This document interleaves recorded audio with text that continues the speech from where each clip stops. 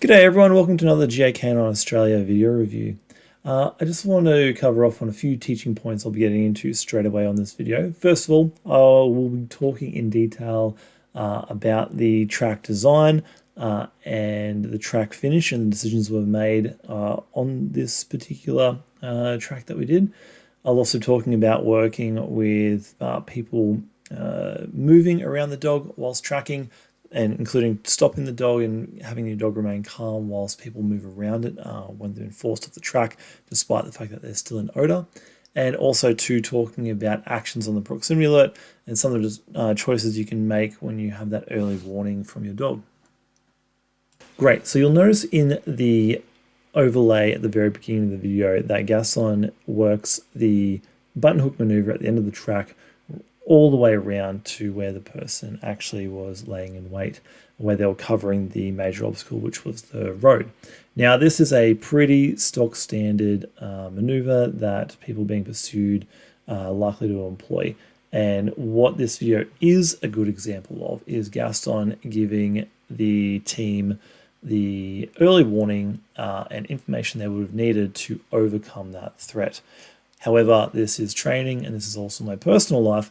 And I don't very often get a chance to track with Gas at the moment, given I've got 3 children under the age of 4 and another full-time job. And so what I chose to do in that particular moment was to let Gaston work the actual button hook maneuver where the track layer had walked all the way around the end, so I could get some more reps in of Gaston working the flanker in front of him whilst he was tracking, which is an opportunity I very rarely get. So absolutely agree for those of you Monday morning quarterbacking from home, which I love to do as well, that this is not a good example as far as an overlay is concerned of how to properly work this problem. However, when you get to the proximity alert, you'll see immediately the decisions that you could have made that would have easily overcome this issue and significantly increased officer safety in doing so. Whenever I look at any tracking dog, I really like to visualize tick boxes is how I sort of examine it. I watch a dog tracking, and if I see a problem, for example, it might identify to me, hey, this dog actually doesn't know how to independently work a corner, and that is in itself a tick box. Now, when I think of the tracking dog that needs to integrate with a tactical team, there are a number of tick boxes, if you will, that need to be checked off. So first one is dog needs to be able to be halted, even when it's still in odor and still working well, to facilitate tactical movements such as moving across minor obstacles or clearing major obstacle crossings that have been identified on the track. So what you see here is actually a really good example of dog training and not actual tactical movement. Obviously, I don't have a police tactical group or an anti-poaching unit around us. I just have Josh and a blue gun. Now, this is a really good example of breaking things down into little steps that are achievable for the dog to manage. So here I basically stop Gaston. I'm working my way up to him to get him into a down so he can stop before moving Josh forward. Now, the goal here is, like I was saying before, is I need the dog to learn how to stop and be comfortable with stopping and not become overly frustrated, animated, or start leaking at this point. So we just have Josh move, not particularly tactically, but it's enough to start to stimulate the dog and introduce the concept that people are going to move around the dog when he wants to keep working, and that he needs to stay calm and not bark and not leak and not get overly frustrated whilst he waits for movement. For anyone who's actually done movement in real life, they'll know that these drills can often take a very long period of time, and having a dog comfortable with that and then still get back to work well is a skill in of itself, which is what we're working on here. You can see we're actually in the dry riverbed, which is where you would never stop in a million years for a obstacle crossing drill, where we were there. This is strictly about training the dog. Now you can see there, as soon as we release him, Gaston sprints forward with a lot of excitement, and he actually runs straight up to my backup person here, Josh, to check him out because it's all very interesting. And this is actually one of the first times we've ever actually done this particular skill. So that's good. As soon as Gaston checks Josh off, he gets straight back to work, and you see him start trying to seek out odor, which is absolutely what you want your dog to do at this point. You know, you've had the person move forward, cleared some ground, and now your dog needs to get back to work and actually show us where it is we're going to pursue the subject that we're trying to get after.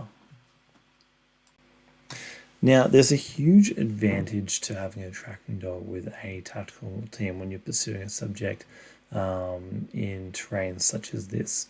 That obstacle crossing drill back there, Gaston showed absolutely no signs of proximity alert whatsoever. And now, if you have wind that's blowing in your face, for example, as you're approaching that obstacle, and your dog is just showing consistent tracking behavior and no signs of proximity alert whatsoever, you can't be guaranteed that there's no subject there that's watching that obstacle, but you can have a fairly high degree of assurance that, you know what, there probably isn't anyone there because the dog's not giving you any sign, which then can help you move quicker and make up ground a lot faster. If you're just tracking strictly with visual trackers, you would have to treat every major obstacle crossing as if it is a potential ambush with no way to discern whether or not there is a high likelihood or a low likelihood of there actually being a threat covering that major obstacle.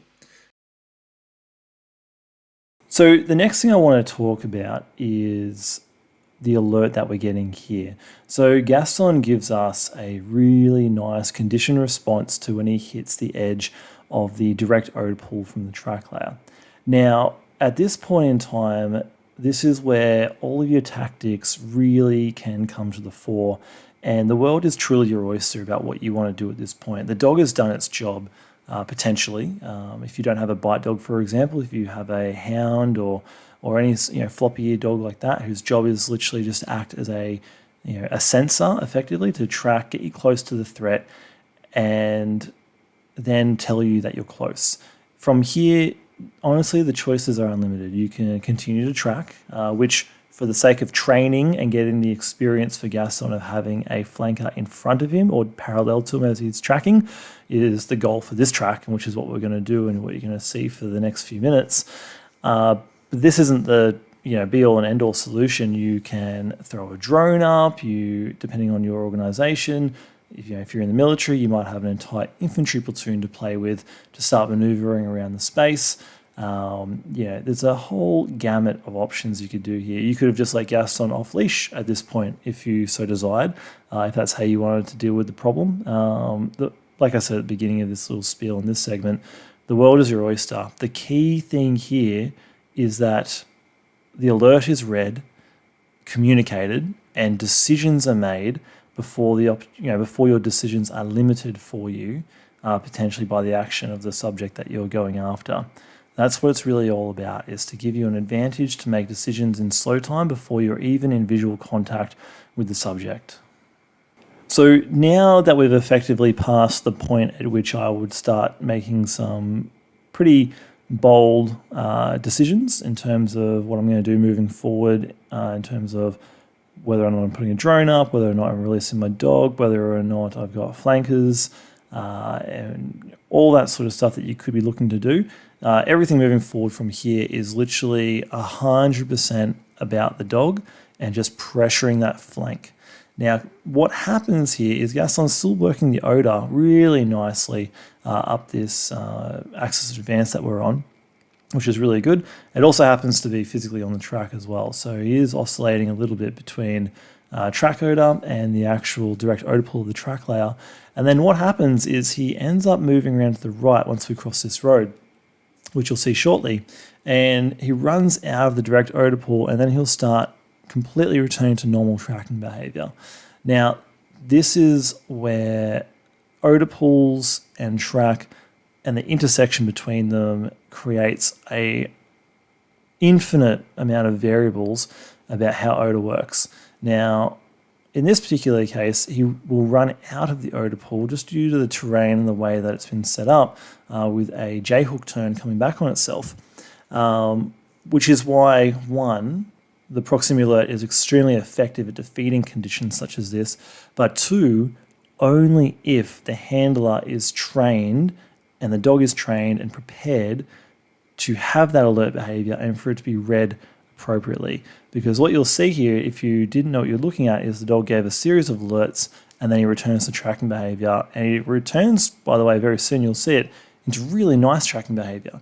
So that's all information that is the handler while you're working on your dog. You've got to be processing that. And you'll see here, we're pretty much going to run out of the alert and Gaston fully commits to the track. That's just due to the way the odor is blowing off the track layer. And at this point, he's more interested in the track than the alert that's run out. So he's actually run out of the direct odor pool and he's just going straight back to track because that's what he's got available to himself, which you're going to see a little bit in a second as he works through it. So just while we're watching Gaston work here, and you'll see him pick up the track and fully commit in a moment, he's already given us a really solid indication, and he's a very methodical dog. He'll often pick up where the track is going and then cast around, ensure that is correct, and then recommit back to the track. It makes him a very easy to read dog, makes him very methodical, and a bit of a dream to handle, quite frankly, as you can be pretty well assured that if he's giving you a couple of checks in an area and committing, that he's actually on the track. So it's always good to know your dog and what their idiosyncrasies are in terms of problem solving and how to read that and give yourself some information and clues as to what's going on. Now here he's given us another final alert effectively as we're on the tail end of the odor pool. Now the slope of the hill is really the killer with how this odor pool is behaving. It's floating over and down, and at times, that little last section we just worked there, it was probably mostly underneath the odor pool. You can tell that because of the way that the dog was working. The way the dog's body language, shows us what element of track that they're working is all information for us to gather. We take that, we look at the terrain, and you can start to put two and two together and start to, problem solve about what actually might be going on here. Now, like I said before, the rest of this track is really all just about working around a backup person. Now, this is an extremely difficult thing to do for some dogs, particularly if they've had live bites at the end of the track and they sort of look at everyone around them as a bit of a human chew toy. But also too, even if that isn't the case for your dog, when you have backup people around your dog and you're tracking along and you start pushing them forward, potentially to be up parallel or even in front of your dog while they're tracking, it's one thing for the dog to have them in constant visual contact. It's another if they start coming in and out of visual contact. That's another picture, and that can be quite perturbing to the dog while they're working to have someone there and then suddenly not there. That can drag their attention away. And then another condition is when you have the dog static for whatever reason, whether it be an obstacle crossing drill or whatever the case may be, and the dog's posted up, and then you have flankers potentially clearing the ground in front of you, for example, when you cross a road or you're doing a major obstacle crossing drill. And that picture as well can be extremely arousing for a dog.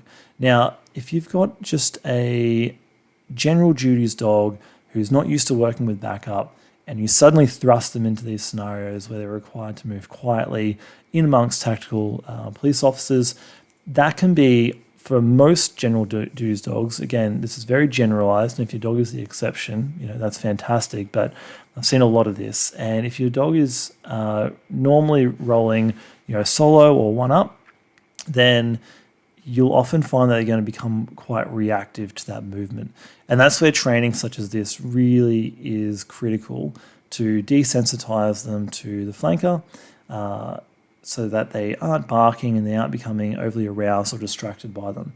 The other potential thing that can happen as well is you may just simply lose the track if their dog perceives too much competition or distraction value in the backup officers, and that might be enough to completely ruin it for the dog as well.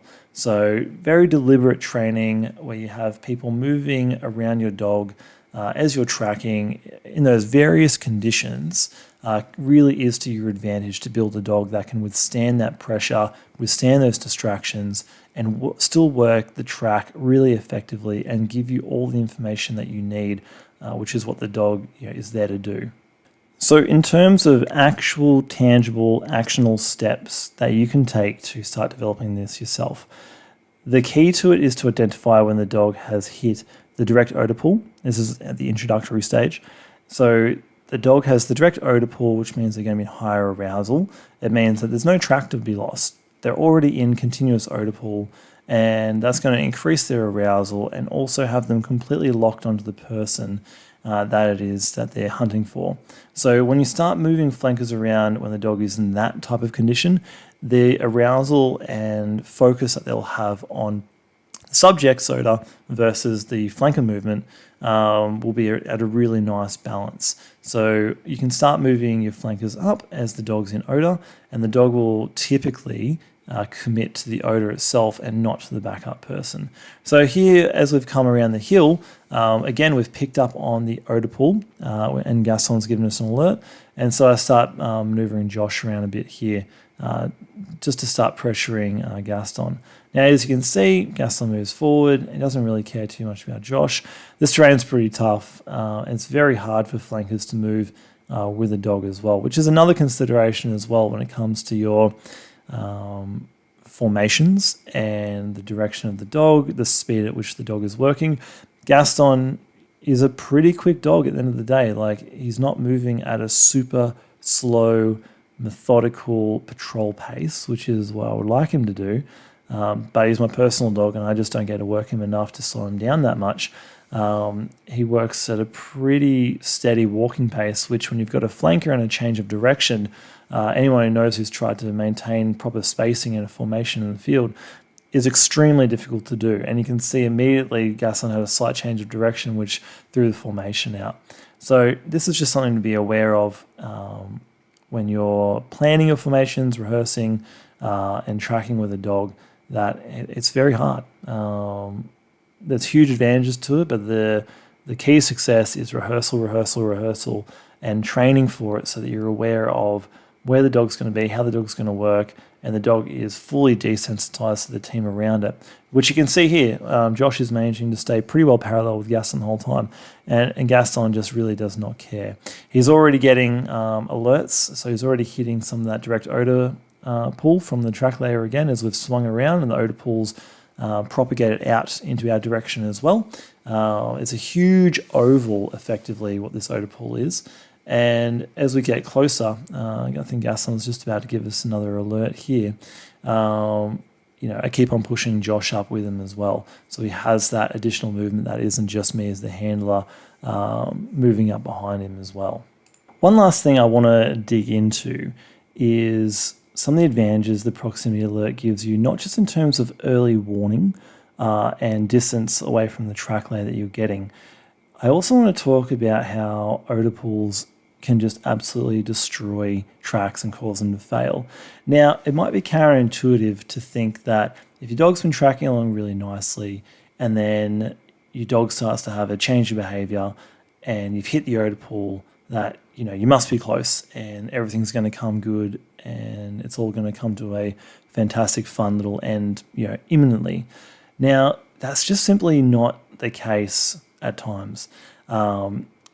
When you hit that odor pull, there are a few things that may occur, right? So number one is you might hit the odor pull and it may have nothing to do with where the track is.